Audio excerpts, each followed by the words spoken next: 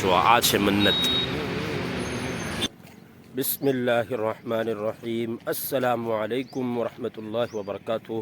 दोस्तों, एक और नए व्लॉग में आपका खैर मकदम करते हैं. और आज बहुत ही खुशी का दिन है, ईद का दिन है.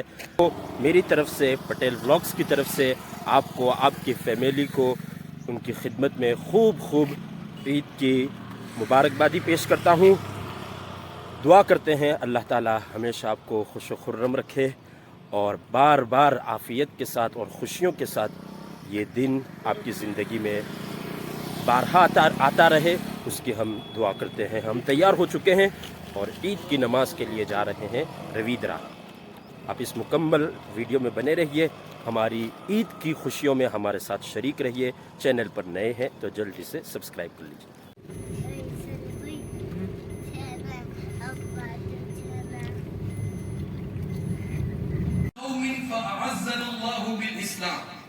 हम दुनिया में जलील तरीन लोग थे, दुनिया हमारी तरफ देखना नहीं चाहती थी, लेकिन हमें जो इज्जतें मिली है और आज ये बड़े बड़े लीडर बगैर जंग के चाबियां हमें इज्जत के साथ सुपुर्द करना चाह रहे हैं, ये सिर्फ और सिर्फ इस्लाम की बुनियाद पे है. जब भी जब भी हम इज्जत को अल्लाह को छोड़ के, इस्लाम को छोड़ के, नबी के तरीकों को छोड़ के किसी और जगह पे तलाश करने जाएंगे तो अल्लाह फिर हमें दोबारा जलील.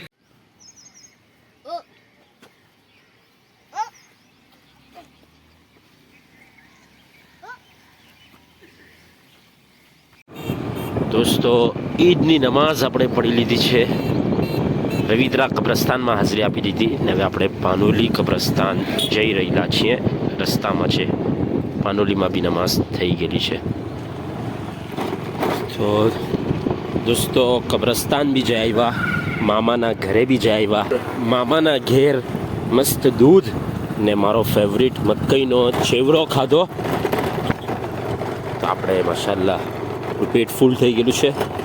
હવે થોડા ટાઈમ પછી બિરયાની ખાવું ઇન્શાઅલ્લાહ. હું કે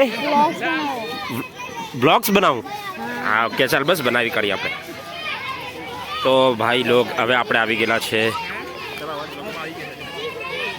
પાનોલી, આપણા ગામની પાદર પર નાનો કમથો મેળો આટલે આવેલો છે. રવીદ્રા નથી, હા. કયું ગામ છે આ? કયું ગામ છે? અરે પણ કયું ગામ? પાનોલી છે.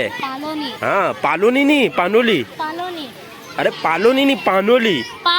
પાનોલી. હા, તો જો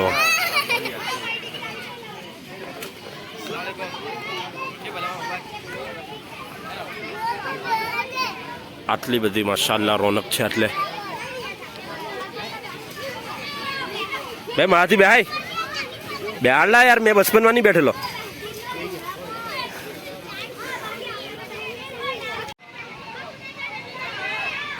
અલ્હમ્દુલિલ્લાહ દોસ્તો, આપણે ઈદ મનાવી રહેલા છીએ. એટલે આપણે માશાલ્લાહ શીર ખુરમો ખાધો. આપણા છોકરાઓ આટલે રમી રહેલા છે. પણ આ જ દિવસે દુનિયામાં એક જગ્યાએ એવું બી થઈ રહેલું છે કે ખબર નહીં એ લોકોને પાણી બી પીવાનું નસીબ થાય કે નહીં. ખબર નહીં એ લોકો પાસે એ લોકોની જે બુનિયાદી જરૂરતો છે, જેવી રીતના દવા છે, લાઇટ છે, તે બી એ લોકોને નસીબ થતું છે કે નહીં તે આપણને ખબર નથી. ફલસ્તીન, ગઝાના શું હાલાત છે આપણને કંઈ ખબર નથી. આપણે ભૂલી નહીં શકીએ લોકોને. બીજું તો શું કરી શકવાના? આપણા ઈમાનની કમજોરી છે કે આપણે કંઈ કરી નથી શકતા એ લોકો માટે. પણ એ લોકોને યાદ જરૂર કરવા જોઈએ ને એ લોકોને માટે દુઆ કરવી જોઈએ કે અલ્લાહ તાલા એ લોકો માટે આફિયત મુકદ્દર ફરમાવે ને ખૂબ રાહત, ને અલ્લાહ તાલા એ લોકોની મુશ્કેલાતને પૂરી કરે ને અલ્લાહ તાલા એ લોકોને બી આવી રીતે ખુશિયાનો મોકો અતા ફરમાવે ને એ લોકોની બી ઈદ આપણા જેવી ગુજરે એવી આપણે દુઆ કરીએ છીએ. તો તમે બધા બી ફલસ્તીન માટે દુઆ કરો ને જે કદમ ઉઠાવી શકતા હોય, જે તમે એના માટે કરી શકતા હો એ લોકોને જરૂર પોતાની ખુશીઓમાં ને પોતાની દુઆઓમાં યાદ રાખો.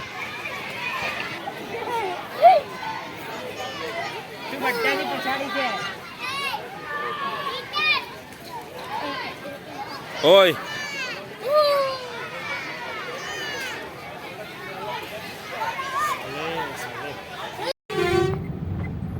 તો દોસ્તો અલ્હમ્દુલિલ્લાહ આપણે લંચમાં બિરયાની ખાઈને આરામ કર્યો, લાંબો ચોડો આરામ. ને હવે આપણે નીકળી ગયેલા છે મગરીબની નમાઝ પડીને ડિનર માટે. તો હાઈવે પર આવી ગયેલા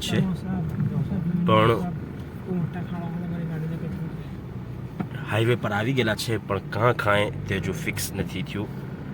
ભીડ કાં કેટલી છે તે હિસાબે ફેસલો કરવામાં આવશે ઇન્શાઅલ્લાહ. તમે બની રહ્યો આ વિડીયોમાં, તમને હું જરૂર બતાવવા કે હું આજે કાં ખાવાનું ખાઈ રહેલો છું. ઇન્શાઅલ્લાહ મારી ખુશીઓમાં તમે શરીક થાઓ. તો દોસ્તો વિચાર વિમર્શ પછી એ નક્કી થયું કે મન્નત પર ખાવાનું ખાય, ડિનર લેं. તો આપણે મન્નત પર છે, બહુ ખાવાની મન્નત પર આપણે પહોંચી ગયેલા છે. હમણાં બહુ ખાવાનું મન નથી થતું, થોડું મૂડ ઓફ છે. હાલાકી ઈદ છે આજે, તો બી ખેર આપણે પહોંચી ગયેલા છે. જો આ છે મન્નત. દર વખત કરતાં ઈદના દિવસે જેટલી ભીડ હોય એનાથી ઓછી છે. મે બી આપણે બહુ જલ્દી આવી ગયા, એટલા સારું હજુ મને ભૂખ બી નથી લાગેલી.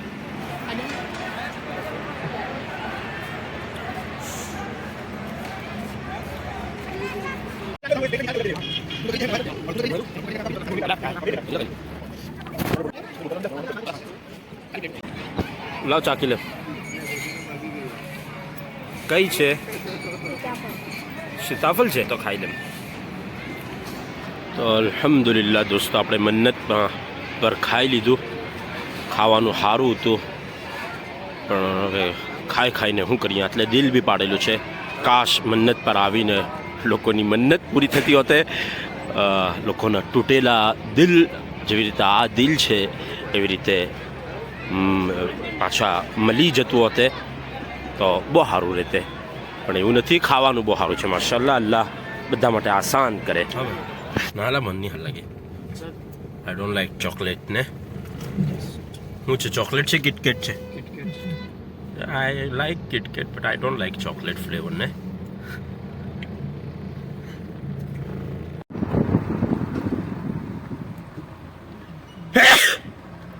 અલ્હમ્દુલિલ્લાહ યહદીકુમુલ્લાહ યુસ્લિહુ બાલકુમ.